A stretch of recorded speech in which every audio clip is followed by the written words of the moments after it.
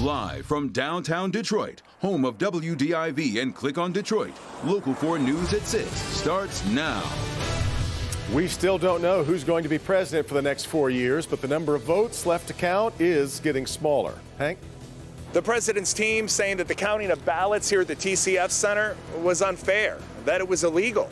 Well, tonight I'm one-on-one with Michigan's Attorney General. What does she have to say about those allegations? I'm live tonight. Michigan sets a new high for daily COVID cases, breaking the previous record by more than 1,500.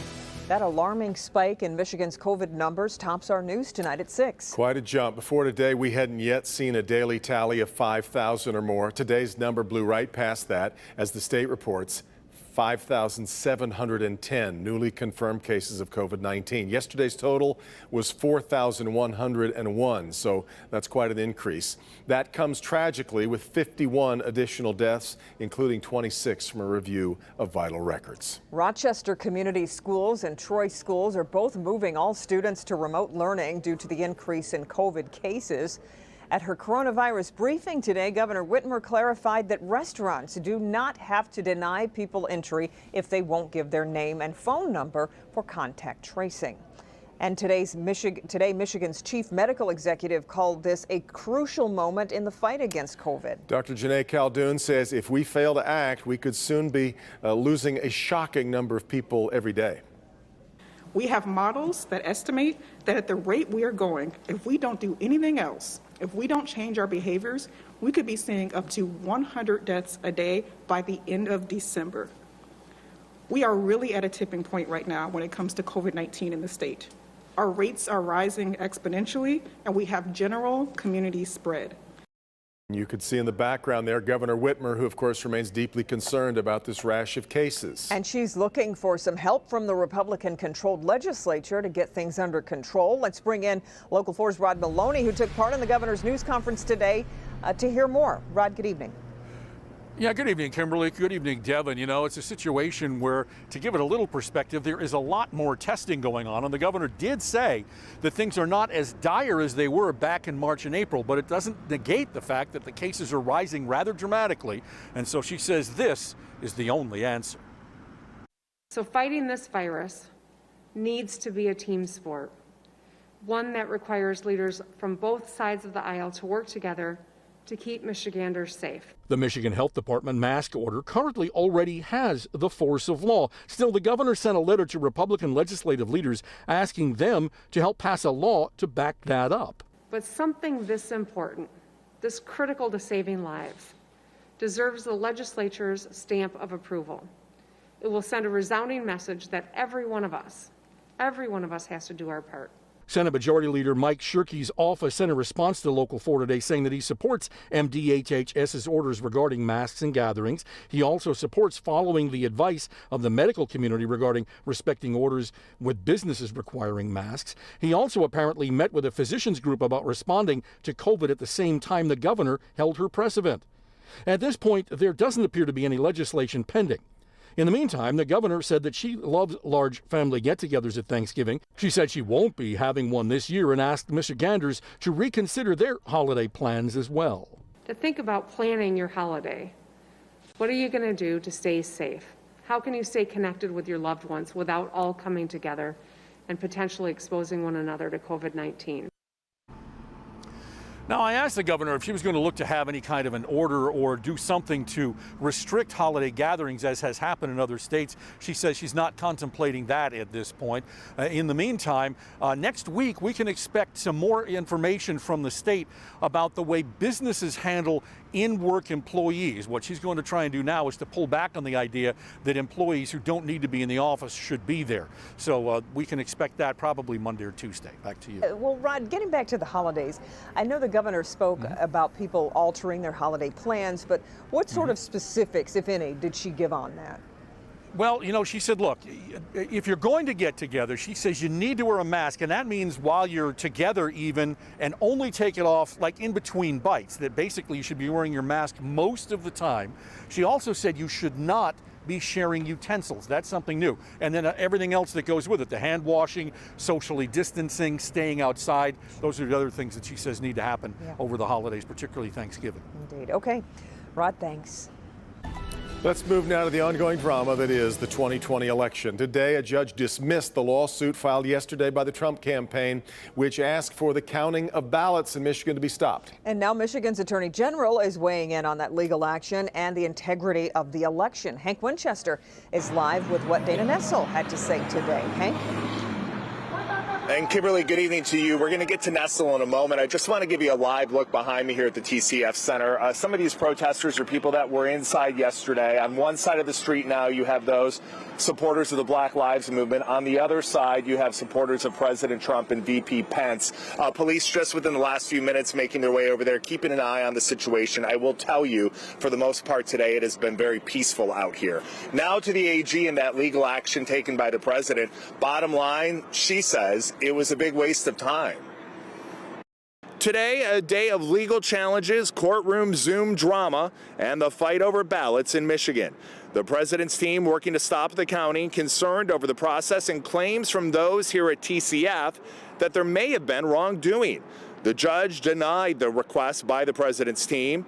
Michigan Attorney General Dana Nessel says that was the right move. These are frivolous filings, and Judge Stevens, I think, seemed to appreciate that and summarily disposed of this case. The AG says she believes the election results here in Michigan were fair and accurate. We believe that the election was administered fairly and in a transparent manner, and that, you know, the voters have spoken. But she has other concerns. Nessel says during recent post office inspections, she made a disturbing discovery. Ballots, she says, that were going from clerks to voters, instead found in the post office. But what I saw were a number of absentee ballots that were on their way from the clerk to the voter, some of which were time-stamped, 4 or 5 weeks earlier. Those representing the president's team today argue that the counting process here in Michigan was simply unfair. We've also seen many messages on social media from both Republicans and Democrats, some allegations of wrongdoing. The AG says don't believe everything you see. Back out here live, and just because the president's team didn't win today illegally here in the state of Michigan doesn't mean it's over. They also have the possibility to appeal that decision today, although as of late this afternoon, they had not taken any further legal action. We're live here tonight downtown at TCF. Hank Winchester. Help me, Hank. Okay. Hank, thanks. Republican challenger John James is thus far refusing to concede the hotly contested Senate race in Michigan. Last night, the Associated Press called the Senate race for Democrat Gary Peters.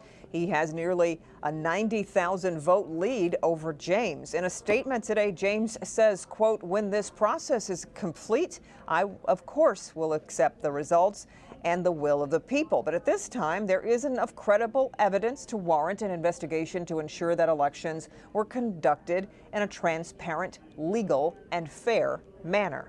End quote. Earlier today, Senator Peters was asked for his reaction to a possible lawsuit from the John James campaign. Peters did not mince words. Listen. What is your response to the James campaign about that? It's sad and it's pathetic. They lost. It's very clear. Just count the votes. That is bottom line. We look at the votes. I understand, Mr. James has been running for 4 years. He's lost twice now. So I understand that doesn't sit well with him. But this is where you see someone's character when they come up and realize that they need to accept the vote of the people of the state of Michigan. The John James campaign has also so far not offered any specific evidence to support a claim of cheating or to warrant an investigation. As I mentioned, America still doesn't have clear answers about who's been chosen in the race for U.S. president. Here's a look at the latest electoral vote totals from the Associated Press. Joe Biden sitting at 264 of the required 270. President Trump currently with 214. So that is with Pennsylvania, North Carolina, Georgia, and Nevada not yet called. And so the nation watches and waits to see what happens in those final few states. Joe Biden today said that his campaign is feeling certain that they'll win, while President Trump is expected to speak around 6:30 this evening. But it's already been a tense day in those undecided states. As the vote counts keep coming, many Americans continue to be divided. Protests throughout the U.S. from both sides. We believe Donald Trump has been fraudulently kind of screwed in multiple states. The only way he can win is to steal an election. Legally cast mail-in votes are still being counted in key states where the outcome remains too close to call. We will respect the will of the people of Pennsylvania. Whoever gets more votes in that election will be deemed the winner by the Commonwealth. But I think all of us would agree that having an accurate count is much more vital. An accurate and fair count is much more vital than having a fast count. Donald Trump's team is seeking to keep his slim path to victory alive, launching legal challenges in a number of states without offering evidence of irregularities. The president continuing to sow mistrust in the election results with false claims, sending out this statement: if you count the legal votes, I easily win the election. If you count the illegal and late votes, they can steal the election from us. Meanwhile, Joe Biden's campaign manager insisted Thursday that the Democratic nominee is on pace to win the presidency, but urged patience. We're just plugging along with our focus on making sure the votes are counted. For much more on the presidential race, I hope you keep it right here. Lester Holt will be along with the NBC Nightly News team just ahead at 6:30, about 20 minutes from now. We have a Local 4 News update to a story we've been following since 2017 as state police arrest 2 people in the murder of Egypt Covington. Covington was found shot dead at her Van Buren Township home back in June of 2017. The break in the case comes after state police took over the investigation from Van Buren Township Police. The arrests are very welcome news for the family. Just pure joy, and just I know I was shaking and just staring at Dwayne, and we both just started crying, and it was complete. We laughed, we cried. Yeah, complete excitement. The 2 people arrested have not been named because they have not been charged. State police say the investigation, though, remains ongoing. We are not used to this kind of early November warmth. Pretty happy with it, and maybe warmer ahead. Ben's talking about records possibly. Ben? Yeah, this may be one of the cooler days that we have to suffer through as numbers are going up as we head into the weekend. We'll check that out for you coming up. 24 hours after the mayor of Ecorse is reelected, there are calls for the state to actually remove him from office. The Local 4 defenders were on the case tonight. Flu season is just around the corner, and it's time to bust some myths about the flu shot. The vaccine is safe. It does not give you the flu or make you susceptible to other illnesses. The flu shot is the best way to prevent the spread of influenza.